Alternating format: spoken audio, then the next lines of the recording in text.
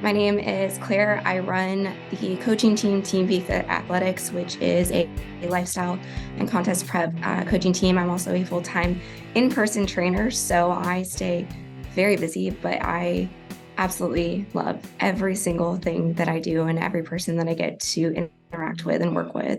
It brings a lot of joy and fulfillment to every single day. So, what actually led you into before, the coaching side of it? What actually started your own personal, fitness and interest in kind of that side of things? It's been a journey. So I actually come from like the transformation side of things before I even got interested in bodybuilding. I did not grow up in the gym. The gym was very, very foreign to me. I knew cardio. I played, lacrosse for 8 years. I did swim team. I did all these things, but weight training was never something that was introduced. And with that, my relationship with food was just absolutely awful.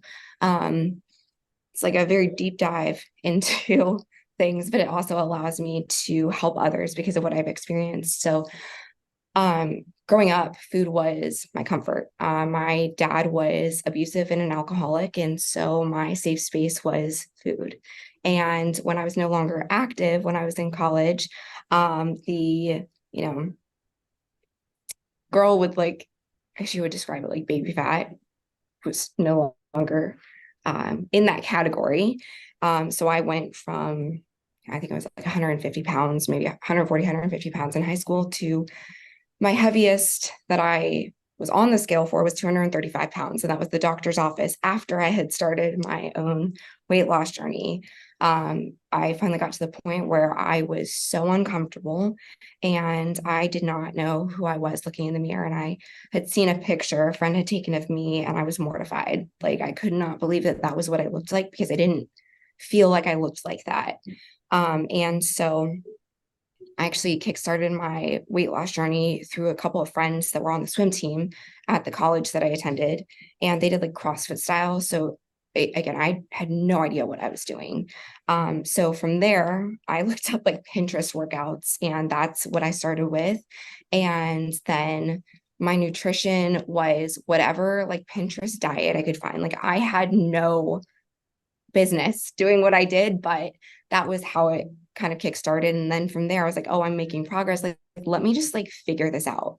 And that was where weight training started to come in. Nutrition was still not fantastic. I still didn't really know what I was doing other than whatever my fitness pal said.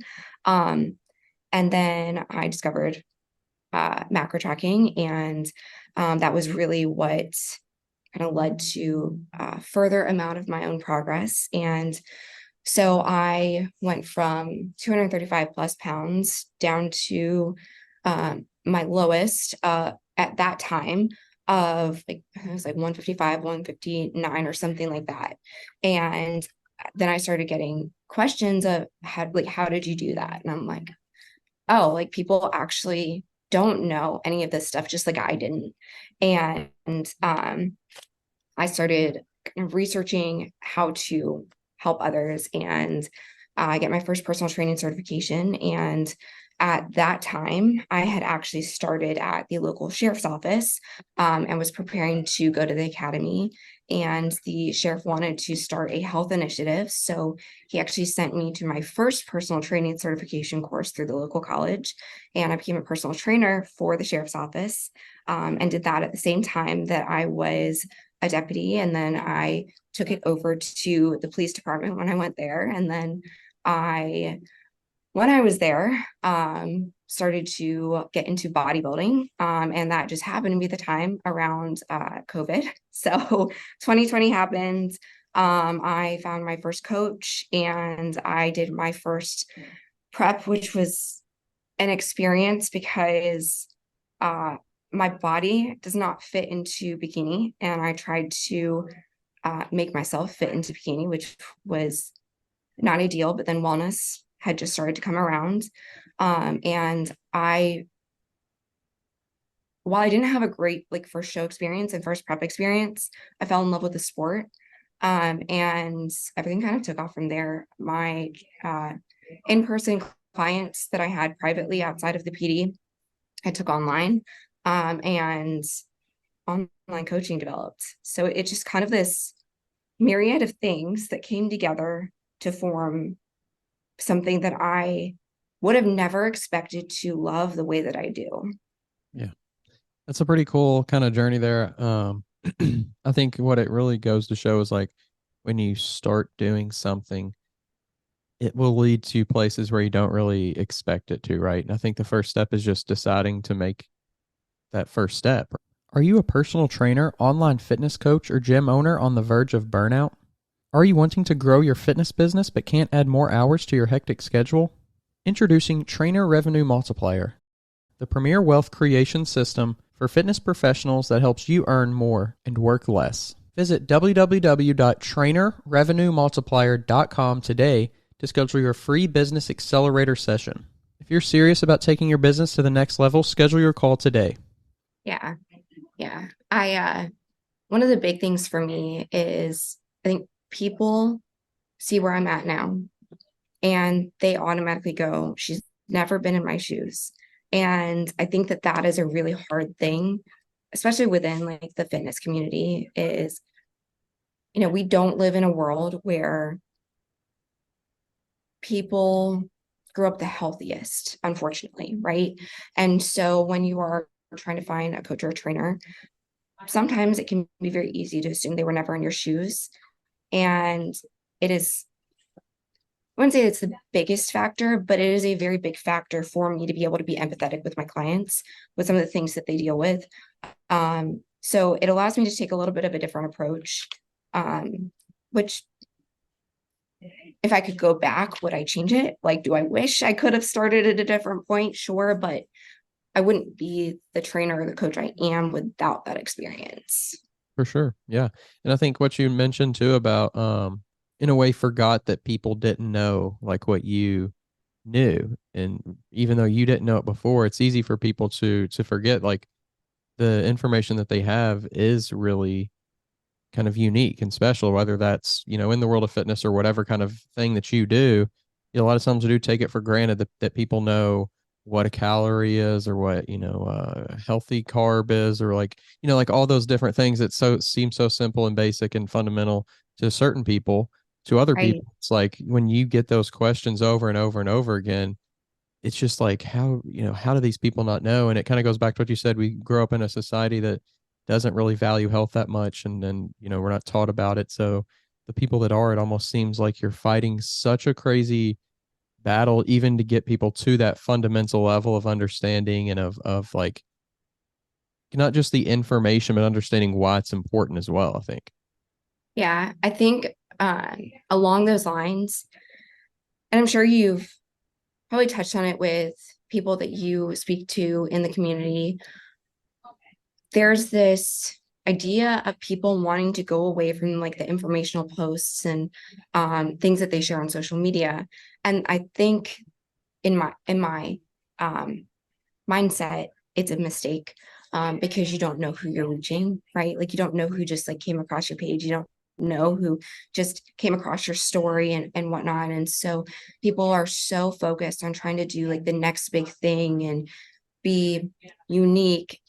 Well, we can't reinvent the wheel, right? But we have different people and different areas that we reach through the audience and through the various clients that share us and whatnot. And so I don't know, I think that people are very focused on trying to do something different when it's not necessarily needed, right? Like we see these really, really big pushes for staying away from seed oils and whatnot. And like, yes, there's a time and place, but what about just helping somebody understand portion control?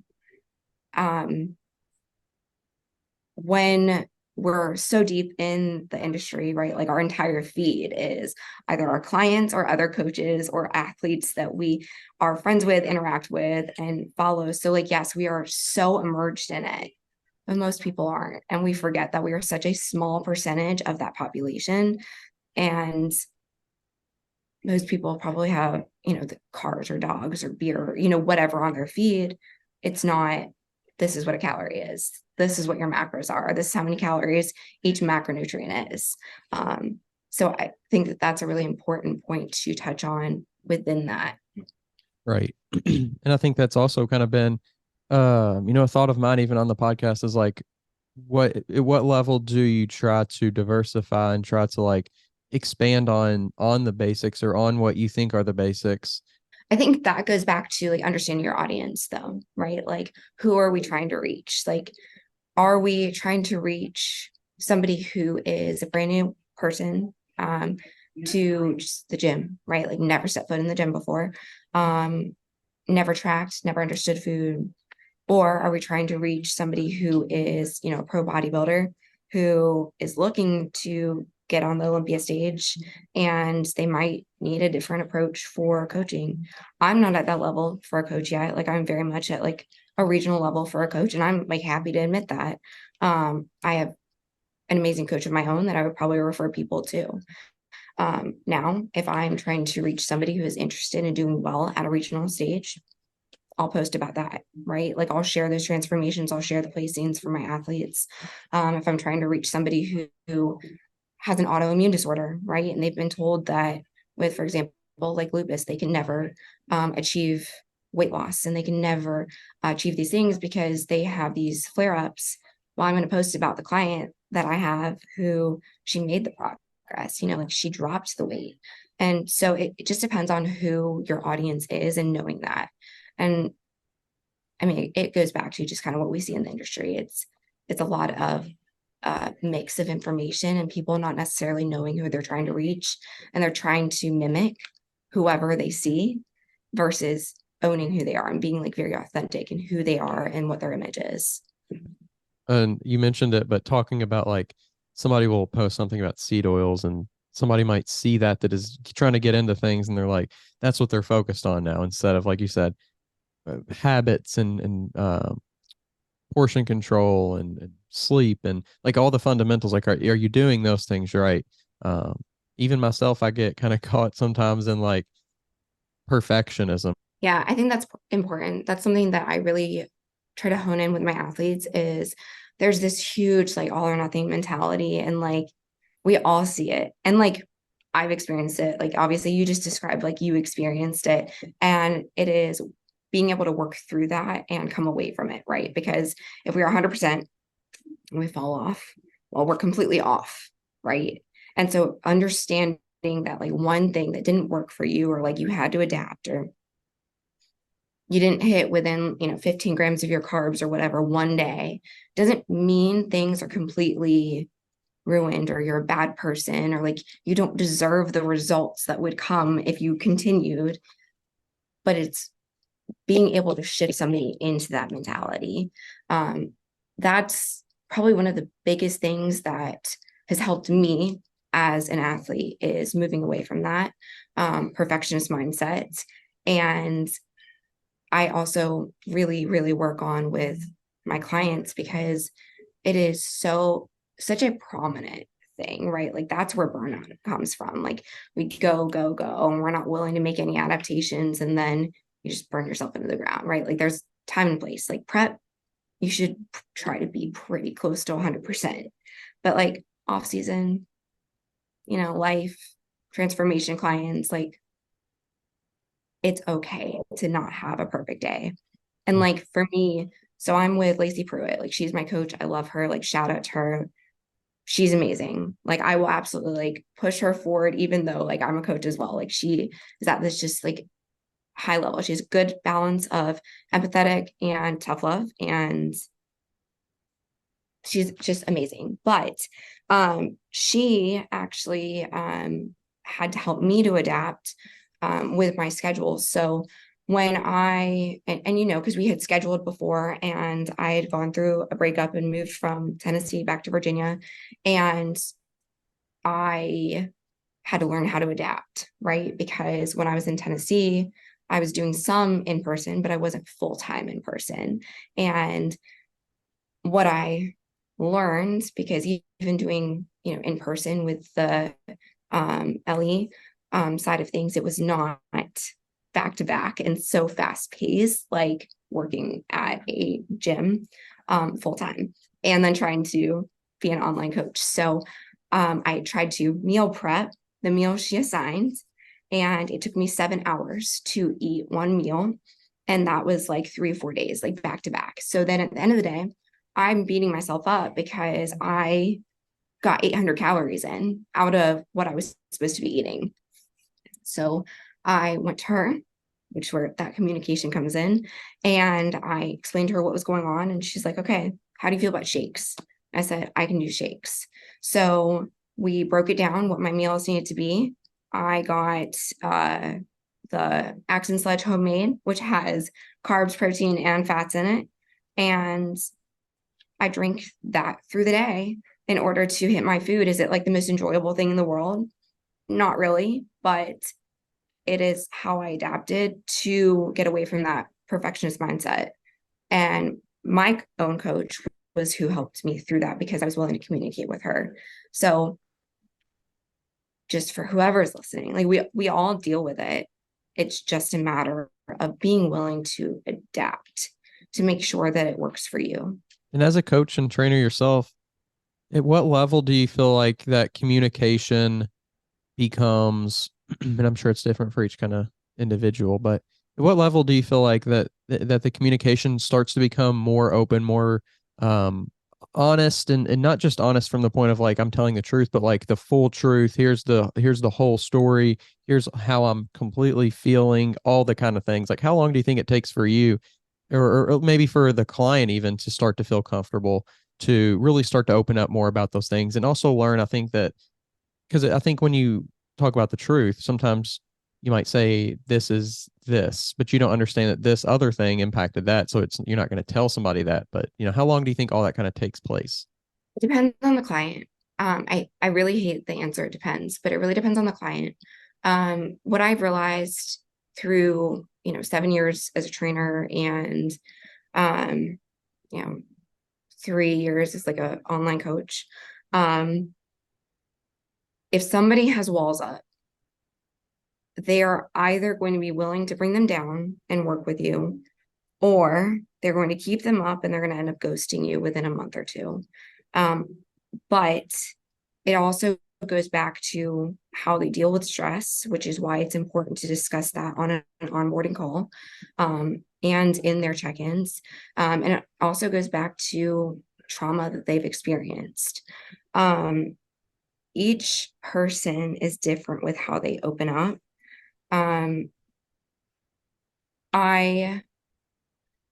Most of my clients are pretty honest with me, but it is because of the space I give them to be honest. And I believe, because I know every coach is different.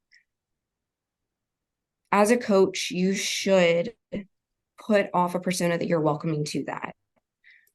What I have seen in the industry is it's starting to adjust now, but there has been this overwhelming thought process that has been very vocalized that I don't want to hear about your stress. I don't want to hear about your emotional drama. I don't want to hear about your breakup, your family things. Like, you're an athlete, you execute. So that tells the client that is going through a hard time, well, you don't want to hear about my problems. You're not going to help me work through them and adapt so I can be successful. And they're usually going to quit, or they're going to just go ghost and never work with a coach again because that space wasn't provided. Now, do I think you should be a therapist? No. Like there's scope of practice, right? But should a client be comfortable enough to tell you, when my husband and I got into a fight last night, I didn't finish my dinner? Yes, absolutely, 100%. Like, I know more intimate details about my clients than their spouses probably do, just because of the level of space that I give them. But it really is dependent on the person and how much they are willing to take a step back and actually let somebody in. For me, with my coach, right? Because I coach, I know what she needs to know, what she doesn't, right? Like, she doesn't need to know that, like, I don't know, my mom and I got into an argument over the phone and like I had a bad day. Like she just doesn't need to know that. But that doesn't mean that one of my clients doesn't need to tell me that, right? Because it impacted their sleep. So I don't believe there's an actual timeline. I think that there has to be just a willingness to hold space and have empathy for the people that you work with. And you have to be able to divulge that to them to get that level of communication. And I do feel like the industry needs to move away from this do what I say, I don't care what you have to say kind of mindset. It's not possible for most people. Are you a personal trainer who wants to scale and grow your business online? Have you been coaching online for years, yet don't know how to incorporate online into your current business model? Introducing Trainer Revenue Multiplier, the premier wealth creation system for fitness professionals that helps you earn more and work less. Visit www.trainerrevenuemultiplier.com today to schedule your free business accelerator session. If you're serious about taking your business to the next level, schedule your call today. We want high achieving athletes. We want high level people, but not everybody is that person. That not everybody fits in that fraction of that 1%, right? Like that's a complicated answer to that question. I think what you mentioned there, though, is it's a good kind of crossover into other things that you can kind of make the comparison. And you mentioned like we want high level athletes, and I think a lot of times, especially from high level athletes who are coaches, very successful or gifted, probably even better, very gifted people sometimes have a problem understanding and relating to people. Or it's been so long since you've been in that position that you kind of forget how it was, right? And I can tell you, like, when I've had moments where I've had to take a step back because as a coach and trainer, it is very hard to see a potential in somebody and not have them see it in themselves. And it, we all say it, right? Like, I can't want it more than you. And you almost get, you do get frustrated, right? Because you're like, why are we doing this? Like, you made so much progress. Like, why are we just moving in the opposite direction? And so that's where I have learned to take that step back and go, okay, they're obviously moving in the opposite direction. Like, there's something else going on here. So like along those lines, I'm a little bit different in the way that I react to somebody who quits or ghosts or whatever. I used to get really frustrated because it was like this, oh, you're being disrespectful to me because and it is disrespectful, to ghost. Like, please don't do that. Don't be a shitty human and ghost. However, so sorry for cussing on your podcast. I also understand that sometimes people are not ready to face a level of accountability. So that mindset allows me to approach it in a different way. I've had clients who have quit under false pretenses, which was not great.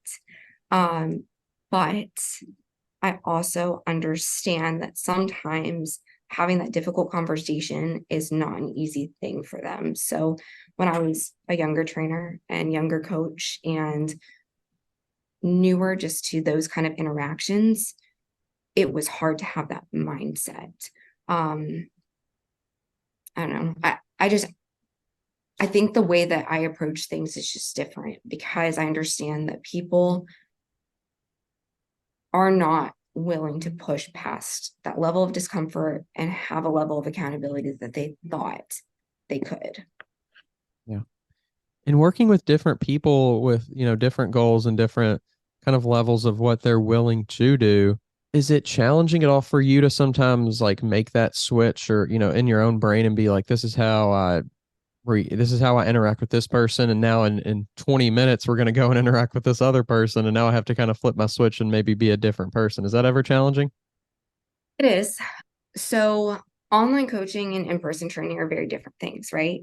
So online coaching is all encompassing. You know every single thing about every single person you work with, right? Like digestion, sleep, mood. Like I love my clients. I have certain clients who, instead of journaling, I get 3-page novels of their life problems. And so I see the message pop up and I have to mentally prepare to take on that stress. Um, and I have some clients that I see their check-ins pop up, and I'm human, we're all human, we all do this. And I'm like, oh hell yeah, like there's gonna be progress here. Like this is gonna be a great check-in. You already know, because this athlete, they adhere, they might have, like a bad week every now and then, but it's not going to be this whole presentation of stress.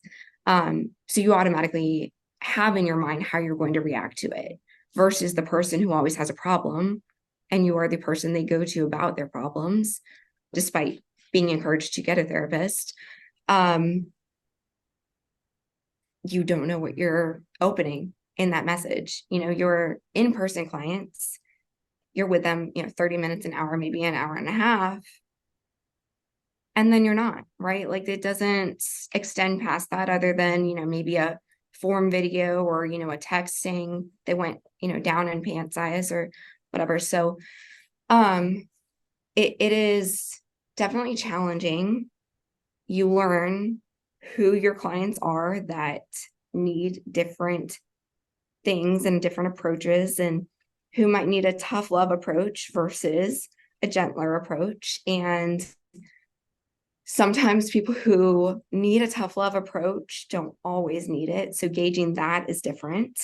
I have a client who a number of my lifestyle clients definitely have a lot of health issues. It's just kind of the name of the game in the world that we live in now. Like there's probably gonna be like 1 in 3 clients you work with that have some kind of autoimmune disorder, or something going on, right? That you have to work around. And so I have a particular client who communication isn't the best, but when it is, it's always an excuse about why she can achieve something and whatnot. And so there's been adjustment after adjustment after adjustment, and the gentle approach didn't work. And then the tough love approach was given. And the tough love is what she needed. However, it was very emotional for her because it was not something that she was used to, which unfortunately most people aren't used to that tough love approach. So yeah, it is a very interesting thing because people's needs also change. This podcast is sponsored by Smoking Gun Coffee, a veteran-owned coffee company that strives to give back to those in need. Don't forget to use code TWR10 for a 10% discount at checkout. Yeah. And it reminds me of a book I read. I don't know if you're familiar with Gary Vaynerchuk, but it's like I think he's like 13 something to being a great leader. I don't know, something like that.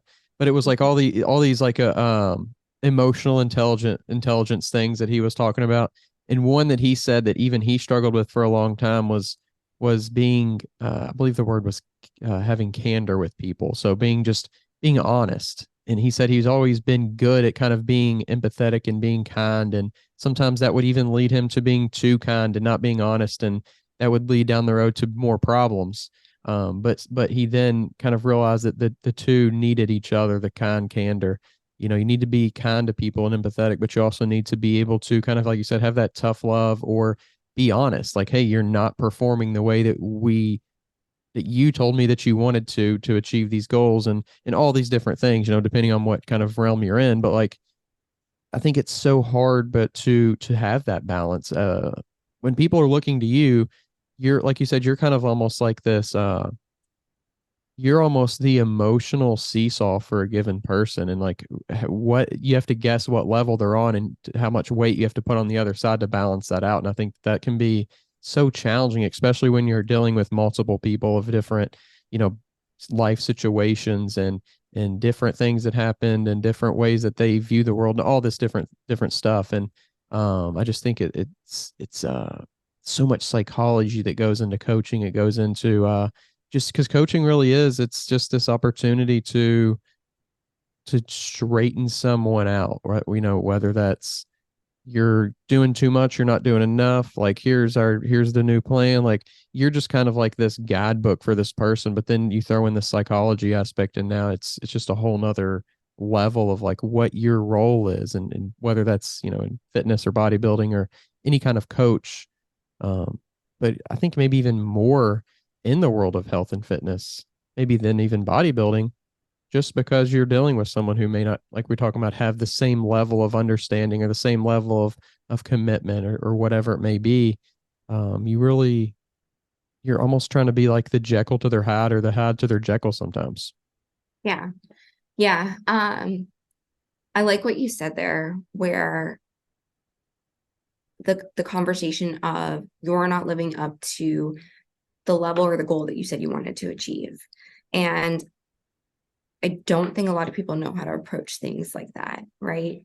It can be very easy and it can be a very slippery slope as a coach to start to go, okay, like be a little bit nicer, because there's a difference between being empathetic and being kind, right? Versus being a doormat. And you weren't hired to be a doormat, right? Like one of the best and worst analogies is when people talk about like their high school coaches, right? Like, did you like your high school coach or were you just scared as heck of them? And there has to be like this balance of like the combination of like your favorite teacher and your high school coach, right? Like you have to mesh really well with your coach. And it doesn't mean it's going to be your first one, despite a lot of the like fear mongering that gets put out there about leaving a coach. But you have to mesh really well, but you have to have some sort of an intimidation factor there, really, of I don't want to disappoint this person. Like I want to live up to the standard that they are like trying to help me set. What I have seen is a lot of coaches, and I experience this too, is you get a client who they kick back at you and they bucket everything that you assign to them, and so you're like, okay, like I'll step back, and they didn't hire you to do that. And that is a big learning lesson that I've had, and I know other coaches had, and like anyone who's starting with coaching, like you have to understand, like yeah, there's gonna be some give and take. Like it's just that there has to be some sort of collaborative effort. But at the end of the day, you're still the person they hired for a service, not for them to tell you everything they're going to do, but what they're comfortable with doing. Like there's like this fine line. Like it's like a bodybuilding, right? Like you get somebody who is an athlete and they tell you they never want to touch anabolics. Well, you as the coach now have to have the understanding of they're never going to touch anabolics. It's not for you to push it on them, even though that may be that next level that they could go to, what you can see in their like potential, right? It's up to you to have that collaborative effort of, okay, they're not going to touch them now. So how do I adjust their nutrition and training in order to help them achieve this goal without that in there? So like, that's more of like that collaborative effort. Or like you have a lifestyle client who like it is so important for her to have a date night with her husband. How do you help her with that while achieving her goals? Like that's that, not somebody going, I'm not going to track because I don't know how to do that. And that's too complicated. And I can't do portion control like with my like fist. Like I can't do these things. Well, you're not going to achieve your goals. Like that's just it. Sorry. Collaborative effort is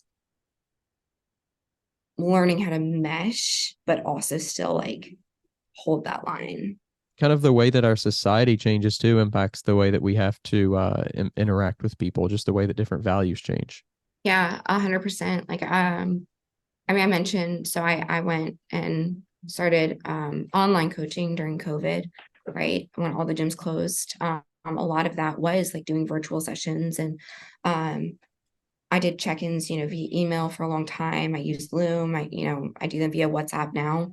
Allows me to be a little bit more accessible to my clients versus, actually having to sit down at my computer and record a Loom message. I can send a voice memo. I can send pretty detailed check-in response just from my phone. But the way that people communicate and interact shifted tremendously in like the last year. Like not even like just right when COVID happened. Like it was like there was like this weird limbo, right? In 2021, 2022, and then 2023, there's like a complete shift in the way that people approach accountability and how they talk to others. I have had some clients who, well, not clients anymore, just, I don't want to say like bully me at all. But there was a problem that they had that was not associated with coaching. And they decided that this was the space that they were going to take it out. And I set a very firm boundary of, I'm not that person. I'm here to support you. I'm in your corner. Like there's never been a question about that. I don't think we can work together anymore. You get like one pass there, but there's no need to treat somebody else like a doormat. And that has been something that I have seen shift, and it's occurred about 3 times to me. I've talked to several other coaches that have had experienced the same things, and I'm okay letting a client go and sending them to somebody else, or just saying this is not a good fit, because you're still talking to a human. And it's the same as coaches, like treat your clients as human. Like it goes both ways. Yeah. Remember, your clients are people. They're not a number. They're not a paycheck, right? Like, yes, like this is what we do for a living. Like, don't get walked all over. Don't give things away for free. But remember that is a person. And likewise, as a client, remember, like your coach is a person, but you're also not the only client. So like understand, like if you submit, your check-in, don't send messages back to back to back going, where's my response? You get your response within like the policy time frame, but like your coach cares and wants to put in the effort, just like they're servicing others too, and want to provide that same service to you. Like the other, caveat, or like not caveat, but like part to that is, as a coach, you have to understand, like, you should not want to coach somebody forever. Like it's just weird, right? Like that, and that like looks like they're just a number. Like what I tell people when they come to me is that I don't want to coach you forever. Like I understand, like I love working with you, but I want you to eventually come to me and say, Claire, like I'm ready to spread my wings. Like I feel comfortable doing this on my own.